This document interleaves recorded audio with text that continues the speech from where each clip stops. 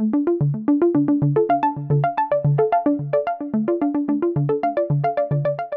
a long-term review of the Seiko Marinemaster 300 SBDX001.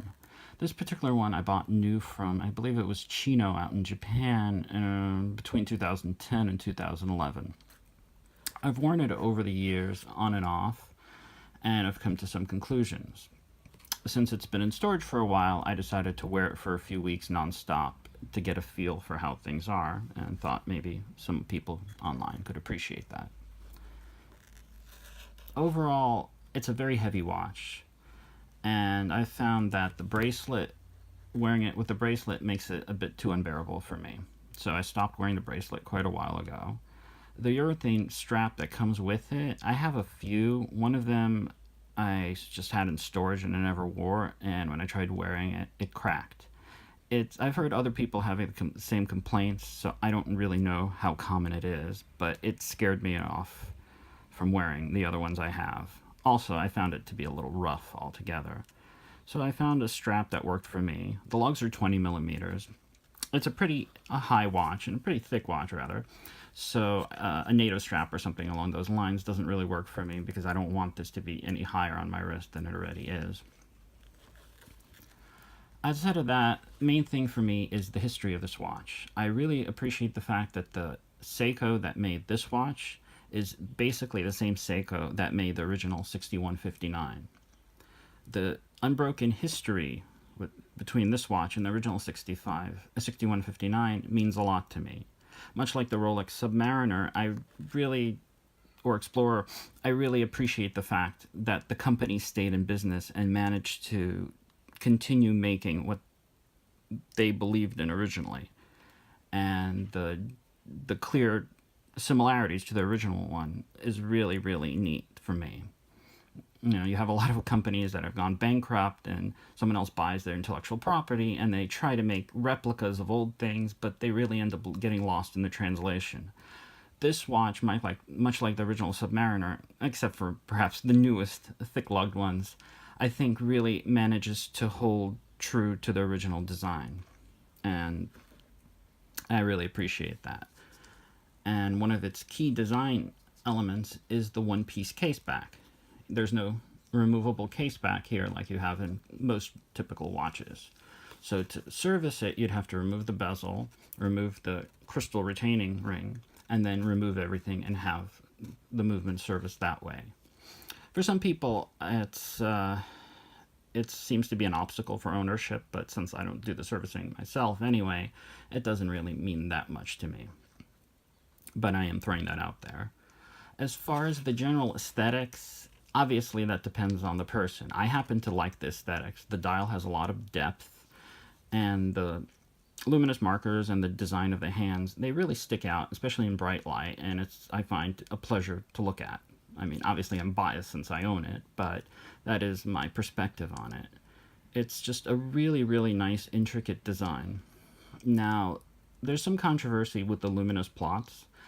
They're uneven. I hope you can see that here, but if not, you could easily reference that online.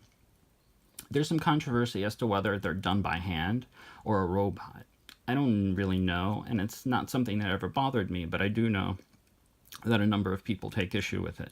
I know there are newer versions of the Marinemaster that have been released, and I don't know what the state of the dial is on those. All I can tell you is when you compare the luminous plots on this to, say, the Marinemaster 600, it's a night and day difference, as on that one, it's smooth and obviously done by a machine. Speaking of Lume, it's very, very strong, and even though it's daylight now, if I turn the light off, you can see it's pretty strong and long-lasting. The bezel is very glossy, and for something that's about 7-8 years old, has held up pretty well. It has a very fine movement to it, and is very easy to use. It can be knocked out of adjustment fairly easy, a few minutes, if you're not careful, so there is that to consider. But I'd rather have it a little bit too loose that way than too tight. Moving on from there, it's an interesting little detail is the date wheel is not white as it may appear, but actually a metal ring. So it's, I don't know if it would be chrome, but a metal, I guess maybe a polished metal ring, sort of like the facets of the hands. With this much light, it may not be easy to see, but it is there. It's a very thick case, but fairly compact for what it is. With this kind of strap, I have no problem at all wearing it, and you get used to the weight of it after maybe a day or so of wearing it. I've been wearing much smaller, lighter, older watches prior to this, so it took me a little while to get adjusted to it, but it was really no big deal. It's an in-house movement, and a higher beat movement, and this is typical, at least in my experience. I find that more intricate in-house movements are pretty sensitive to servicing, and I've not ever had this serviced, but I'm starting to notice that its power reserve is starting to slip. So sooner or later, I'm going to have to research what my options are. At this stage, I know Jack at IWW, I believe, services them, but I'm not sure if there's a Seiko US service center or if it's still being sent back to Japan. I'm a bit out of the loop with that, so I'd have to look that up. So that's about it for this one. Again, to summarize, obviously, if the aesthetics work for you, it's a watch that I can highly recommend. It's, especially for the original value that I paid for it, a really, really well-made watch.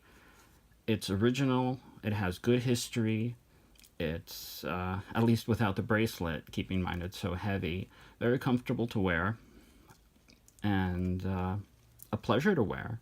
And having worn it for quite a few weeks now, I intend on wearing it for quite a while longer, and we'll get an idea of just how bad the power reserve issue is. And that's about it for this video, and as usual, thanks for watching.